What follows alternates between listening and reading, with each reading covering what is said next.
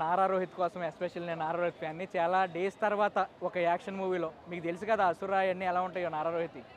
So రావడం జరిగింది, కానీ ఎక్స్పెక్ట్ చేయలేదు. మంచు మనోజ్కి హీరో కమ్ విలన్ క్యారెక్టర్ ఇచ్చారు. అసలు మంచు మనోజ్ బేస్ వాయిస్ అనమాట. హిట్లో నానిని ఎలా ఎంజాయ్ చేసామో ఆ బేస్ వాయిస్ మంచు మనోజ్ అలా అరిసిన ఒక డైలాగ్ చెప్పిన హీరో కమ్ విలన్గా చూపించాడు. ఒక మ్యూచువల్ ఫ్రెండ్ క్యారెక్టర్ ఇచ్చాడు బెల్లంకొండ శ్రీనివాస్కి. ఎండ్ టైటిల్స్ వచ్చే వరకు కూడా అసలు నలిగిపోయాడు. ఆ నలిగిపోయింది ఫేస్లో చూపించడం అనేది చాలా కష్టం. బెల్లంకొండ శ్రీనివాస్ నిజంగా ఎక్కేసాడు, ఒక 10 స్టెప్పులు ఎక్కేసాడు. 2 సీన్లు ఉన్నాయి, పూనకంలో ఆడే సీన్లు, ఫైట్లు సీన్లు పెట్టాడు బెల్లంకొండ శ్రీనివాసి. నెంబర్ 1గా పెట్టాడు. సినిమా అయితే ఖచ్చితంగా చూడాల్సిన సినిమాయే. రీమేక్లో ఎక్కడా అనిపించలేదు. అసలు ఎక్కడి నుంచి స్టోరీ తెచ్చాడో కూడా అర్థం కాలేదు జనాలకి. అసలు ఎక్కడ 1 మినిట్ కూడా లేగా ఉండేవాళ్ళే. చాలా క్లియర్గా నీట్గా ఎండ్ చేశాడు. పార్ట్ 2 పార్ట్ 3 ఏం పెట్టలేదు. స్టోరీ స్టార్ట్ చేశాడు. ఇంట్రడక్షన్ కూడా ఒక లెవెల్లో ఇచ్చాడు ముగ్గురు హీరోలకి. అలాగే క్లైమాక్స్కి వచ్చి కూడా ఒక లెవెల్లో ఫినిష్ చేశాడు. డైరెక్టర్ చాలా ఇంటెలిజెంట్గా తీశాడు.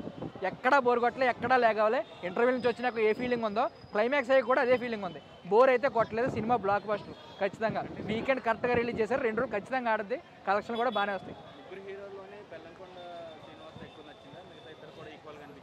అస్సలు అలా కంపారిజన్ లేదు. ఎందుకంటే ఎవరినే తగ్గనివ్వలే డైరెక్టర్. అసలు ఎలా రాసాడో ఎలా తీసాడో తెలియదు, కానీ ఎవరి క్యారెక్టర్ తగ్గనివ్వలే. మంచు మనోజ్ వచ్చినప్పుడు అదే ఎంజాయ్ చేసాం, నారా రోహిత్ వచ్చినప్పుడు అదే ఎంజాయ్ చేసాం, బెల్లంకొండ శ్రీనివాస్తో ఒక ఎంజాయ్మెంట్. ముగ్గురిని అసలు ఎవరి క్యారెక్టర్ తగ్గకుండా క్లైమాక్స్ వరకు కూడా. కాకపోతే ఒక్క స్టెప్ పైన పెట్టాడు నారా రోహిత్ మాత్రం. బాహుబలిలో ప్రభాస్ రేంజ్లో పెట్టాడు నారా రోహిత్ మాత్రం. అది మాత్రం నెంబర్ 1. కామెడీ అనవసరం కాదు. ఆ మాత్రం కామెడీ లేకపోతే మొత్తం యాక్షన్ అయితే ఎవడో చూడ బయటకు వచ్చి పోయింది అంటారు. ఎక్కడ ఏం పెట్టాలో డైరెక్టర్ బాగా ఇంటెలిజెంట్గా పెట్టాడు. సాంగ్స్ కూడా అంతే నెంబర్ 1 ఉన్నాయి. సాంగ్స్ మాత్రం బాగా తీశాడు. ఎక్కడా బోర్ కొట్టలేదు భయ్య. ఈ స్టోరీ అయితే ఎవరికీ బోర్ కొట్టలేదు. ఎందుకంటే ఇది ఒక కొత్త స్టోరీ. ఎక్స్పెక్ట్ చేసి వెళ్ళే స్టోరీ అయితే కాదు ఇది. ఇది ఒక కొత్త స్టోరీ లాగా ఉంది కాబట్టి ఎవరికి బోర్ కొట్టదు. ఇంకా ఏం జరుగుద్ది ట్విస్టులాగే ఉన్నాయి. మనం ఎక్స్పెక్ట్ చేసినవి ఇది జరగదు, వేరే జరుగుద్ది. అలాంటి సీన్స్ ఉన్నప్పుడు ఆడియన్స్కి ఎప్పుడు బోర్ కొట్టదు, లేగవదు. అది నెంబర్ 1. ముగ్గురు హీరోలకి కంబ్యాకే. ఎందుకంటే ఎవరిని తగ్గనవలేదు. అసలు ముగ్గురికి ఈక్వల్ రేంజ్లో తీసుకెళ్ళాడు.